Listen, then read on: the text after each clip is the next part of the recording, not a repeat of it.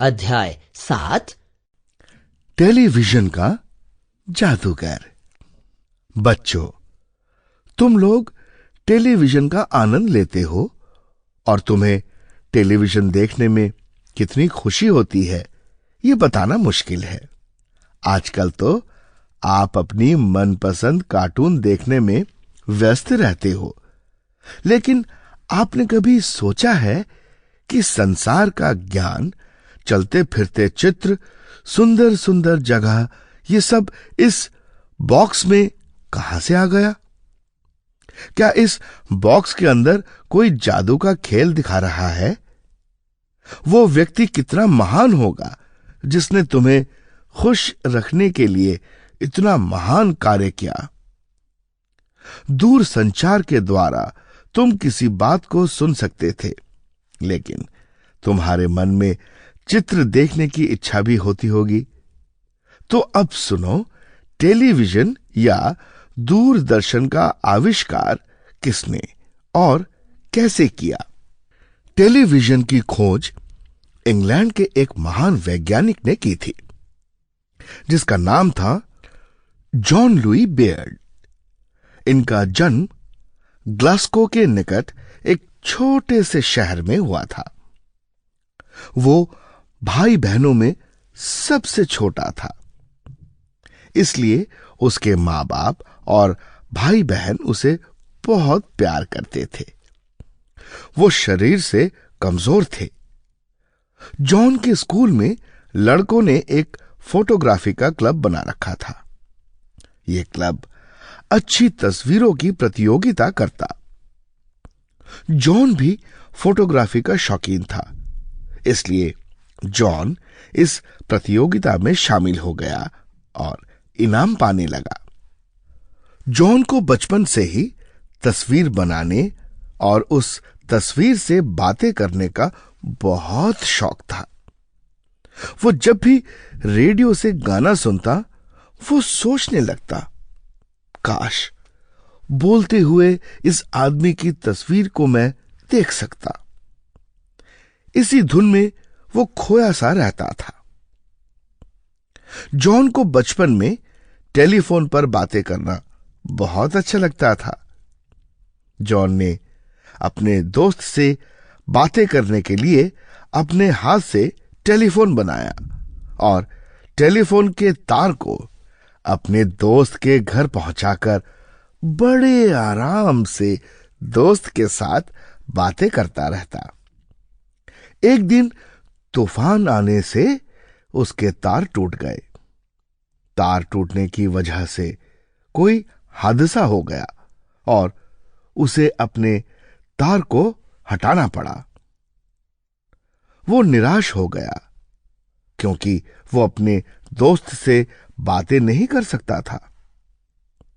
एक दिन की बात है, जॉन कहीं जा रहा था। अचानक उसने गाने की आवाज सुनी। उसने चौंक कर इधर उधर देखा तो पता चला कि किसी पास के घर में रेडियो पर गाना चल रहा है। जॉन ने सोचा कि हवा की तरंगों से आवाज इतनी दूर जा सकती है। क्या इन्हीं तरंगों पर एक जगह से दूसरी जगह तस्वीरें नहीं जा सकती? उसने निश्चय कर लिया कि वो हवा की तरंगों पर तस्वीरें भेजकर रहेगा। वो रात दिन इस कार्य के लिए प्रयोग करने लगा। जॉन ने एक दिन खाली बॉक्स, कपड़ा सिलने की सुई, चॉकलेट का खाली डिब्बा, साइकिल की लाइट की मोटी कांच, कुछ बैटरियां, तार और बहुत सा मोम इकट्ठा किया। उसके बाद बिजली से चलने वाला एक मोटर खरीदा और इन सारी वस्तुओं को लेकर प्रयोग करने लगा। लंबे समय तक वो प्रयोग करता रहा। जॉन ने कुछ दूरी पर पर्दा लगाया था।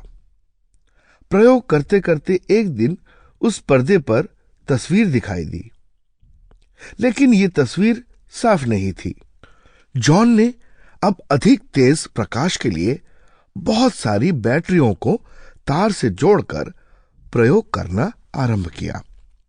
अब उसे तस्वीर कुछ साफ दिखाई देने लगी। वो नित्य प्रयोग करता था।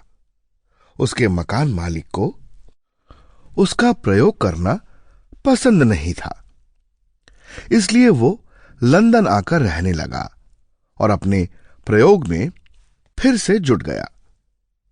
जॉन ने पुतली बनाई और कैमरे के सामने रख दिया। दूसरे कमरे में जाकर उसने पर्दा लगाया। मशीन शुरू करने पर पुतली की तस्वीर पर्दे पर आ गई। जॉन बहुत खुश हुआ। अब वो चलती फिरती तस्वीर लाने के लिए एक छोटे लड़के को लाया और कैमरे के सामने खड़ा करके दूसरे कमरे में गया।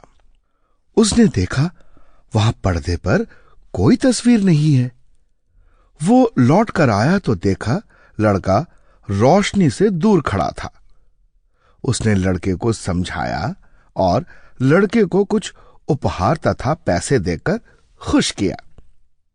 अब उसे रोशनी में खड़ा रहने के लिए कहा।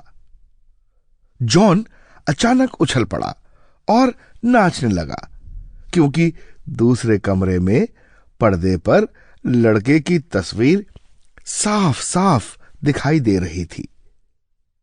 अब जॉन ने कई मशहूर वैज्ञानिकों को यह जानकारी दी।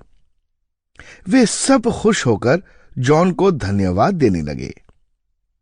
अब जॉन अपनी खोज को पत्रकारों और अखबार की मदद से पूरी दुनिया को बताना चाहता था। यह खबर अखबार में छप गई।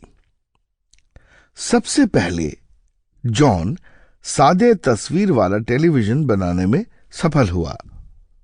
बाद में वो रंगीन तस्वीर लाने में भी कामयाब हो गया। हम जॉन को भूल नहीं सकते। वो सदा के लिए दुनिया में प्रसिद्ध और अमर वैज्ञानिक बन गए। आज जॉन हमारे बीच नहीं है, पर हम उन्हें हमेशा याद रखेंगे।